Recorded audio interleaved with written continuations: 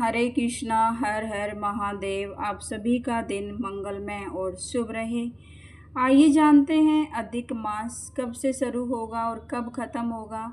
अधिक मास को मलमास के नाम से भी जाना जाता है।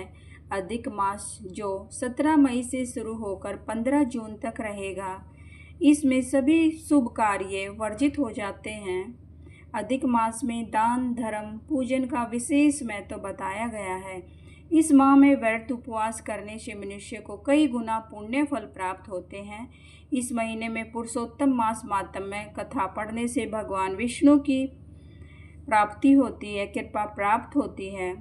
अधिक मास में भगवान विष्णु और श्री कृष्ण भगवान की पूजा की जाती है। इस महीने में पुरुषोत्तम मास की कथा पढ़ना बेहद ही शुभ माना जाता है। कथा की शुरुआत ऐसा कहकर करें, कल्प वृक्ष के समान अपने भक्तों की सभी मनोकामनाओं को पूरा करने वाले, अलौकिक कार्यों द्वारा समस्त लोक को चकित करने वाले वृंदन बिहारी पुरुषोत्तम भगवान को मेरा नमस्कार है। नारायण नर नरोत्तम देवी सरस्वती श्री व्यास जी को भी मैं नमस्कार करती हूँ। यज्ञ करने की इच्छा से असित, कश्यप, जाबली, भृगु, अंगिरा, देवल, पेल, सुमंत, पीपलनायन, सरभंग, पर्वत, आपस्तंभ, मांड्य, अगस्त्य, सुमित, वामदेव, सुतीक्ष्ण, कात्यायन, मृदुल, कौशिक, गालव, कृत, अत्रि, प्रभु, रधिधर, ऋषि, कपिल, रंभे, गौतम, रीत, पृथु, हारित, धूमर, शुकर, सकृत, शनि, विभांडंग, पर्क, गर्ग, कणाधि, जमदगिन,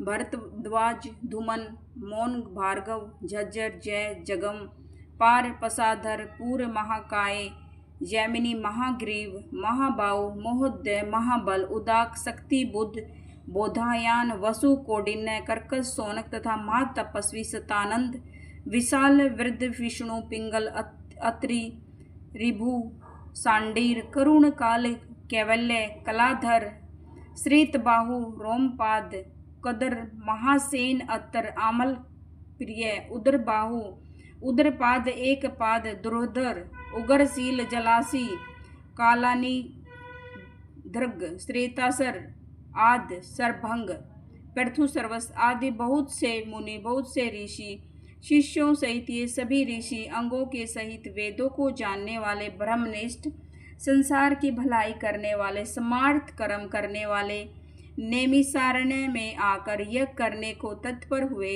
इधर तीर्थ यात्रा के लिए सूत जी अपने आश्रम से निकले और पृथ्वी का भ्रमण करते हुए उन्होंने नैमिषारण्य में आकर सभी मुनियों को देखा। संसार रूपी समुद्र से पार करने वाले उन ऋषियों को नमस्कार करने के लिए जहाँ सभी इकट्ठे हुए, वहाँ पर सूत जी भी पहुँचे। इसके अनंतर पेड़ की लाल छाल के धारण करने वाले, प्रसन्न मुख, शांत, समर्पूर्ण, आनंदों से परिपूर्ण, राम नाम मुद्रा से युक्त गोपीचंद, मृतिका से दिव्य शंख चक्र छापा लगाए, तुलसी की माला से सुशोभित, अलौकिक चमत्कार दिखाने वाले, समस्त शास्त्रों के सार को जानने वाले, जितेंद्रियों तथा क्रोध को जीते हुए जीवन मुक्त जगत गुरु श्री व्यास जी की तरह निष्प्रह आदि गुणों से युक्त उनको देखकर नैमिषारण्य में रहने वाले समस्त महर्षिगण सहसा उठ खड़े हुए।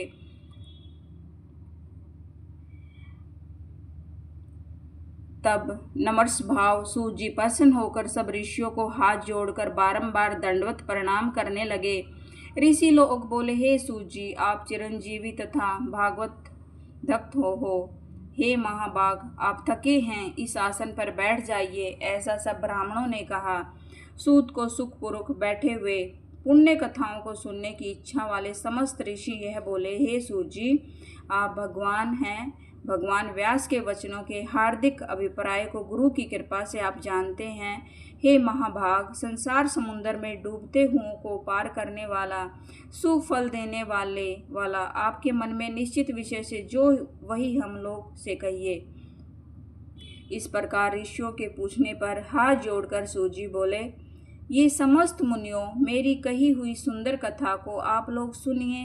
हे विप्रो, पहले मैं पुष्कर तीर्थ को गया, फिर वहां स्नान करके ऋषियों, देवताओं और पितरों को तर्पणादि से तृप्त करके फिर प्रतिबंधों को दूर करने वाली यमुना के तट पर गया।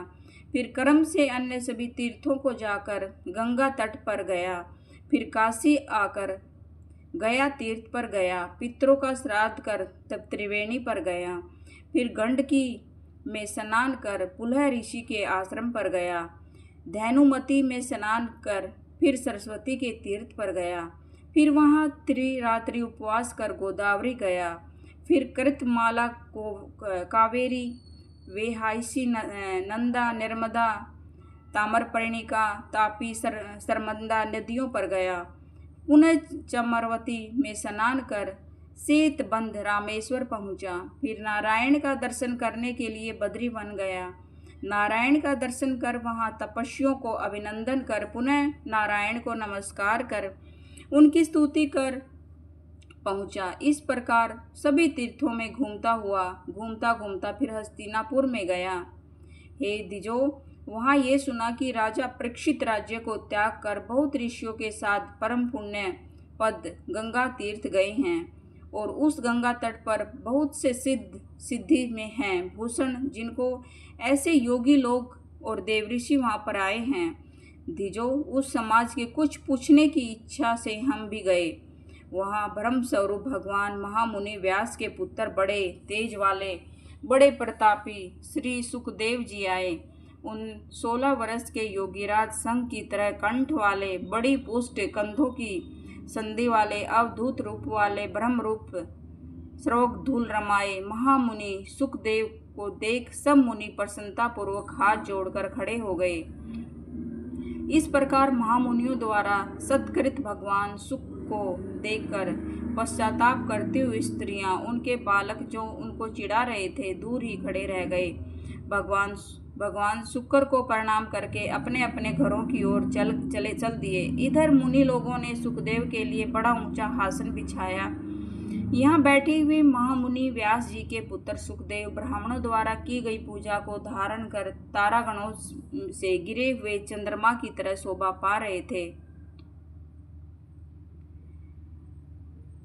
हरे कृष्णा हर हर महादेव।